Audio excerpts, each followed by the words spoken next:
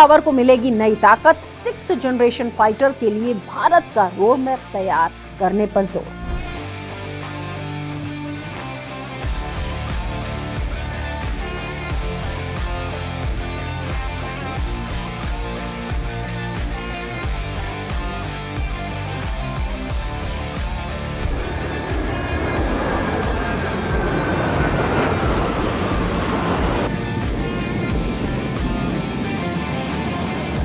नमस्कार, मैं हूं अंजू निर्वाण।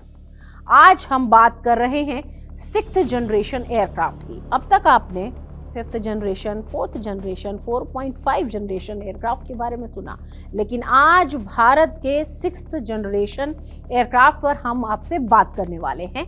6th जनरेशन एयरक्राफ्ट जो कि भारत का भविष्य होगा। भारत अपनी वायुसेना की भविष्य की ताकत बढ़ाने के लिए छठी पीढ़ी के लड़ाकू विमान यानी कि 6th जनरेशन फाइटर एयरक्राफ्ट की दिशा में आगे बढ़ रहा है। रक्षा मंत्रालय ने फ्रांस के नेतृत्व वाले फ्यूचर कॉम्बैट एयर सिस्टम यानी कि FCAS कार्यक्रम से जुड़ने की तैयारी शुरू कर दी है। ये जानकारी संसद की समिति को रक्षा मंत्रालय की ओर से दिए गए एक्शन टेकन रिप्लाई में दी गई है। फ्रांस के FCAS में शामिल होने की कोशिश संसदीय समिति ने अपनी सिफारिश में की थी और कहा था कि दुनिया में छठी पीढ़ी के लड़ाकू विमानों पर तेजी से काम हो रहा है। ऐसे में भारत को भी अपनी भविष्य की हवाई युद्ध क्षमता को ध्यान में रखते हुए 6th जनरेशन फाइटर की योजना पर तुरंत काम करना शुरू कर देना चाहिए। समिति के मुताबिक दुनिया में 2 बड़े 6th जनरेशन फाइटर एयरक्राफ्ट के कार्यक्रम आगे बढ़ रहे हैं। इनमें एक ब्रिटेन, इटली, जापान का GCAP कार्यक्रम है, जबकि दूसरा फ्रांस, जर्मनी के नेतृत्व वाला FCAS कार्यक्रम है। यानी कि ये 2 तरह के प्रोजेक्ट हैं। समिति ने सुझाव दिया था कि भारत को इनमें से किसी एक प्रोग्राम के साथ जुड़ने की संभावनाओं पर विचार करना चाहिए ताकि भविष्य की अत्याधुनिक लड़ाकू विमान तकनीक में भारत पीछे न रह जाए। एमका के साथ 6th जनरेशन फाइटर पर भी भारत का फोकस है।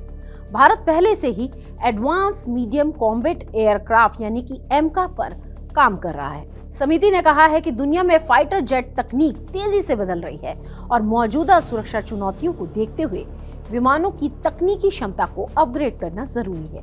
इसी को देखते हुए समिति ने रक्षा मंत्रालय से 6th जनरेशन एयरक्राफ्ट के विकास और संभावित अधिग्रहण के लिए स्पष्ट रोड मैप और टाइमलाइन तैयार करने को कहा है। संसद की समिति ने मांगी विस्तृत रिपोर्ट, जी हाँ, इसको लेकर एक बड़ी रिपोर्ट, एक डिटेल्ड रिपोर्ट मांगी गई है।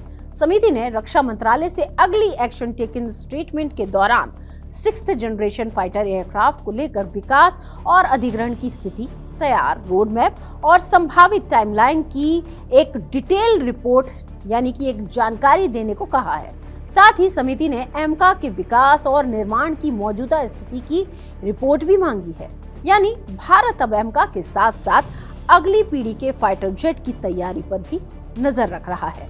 फ्रांस के FCAS कार्यक्रम से जुड़ने की कोशिश को इसी रणनीति का एक अहम हिस्सा माना जा रहा है। हमारी इस खास पेशकश में फिलहाल इतना ही।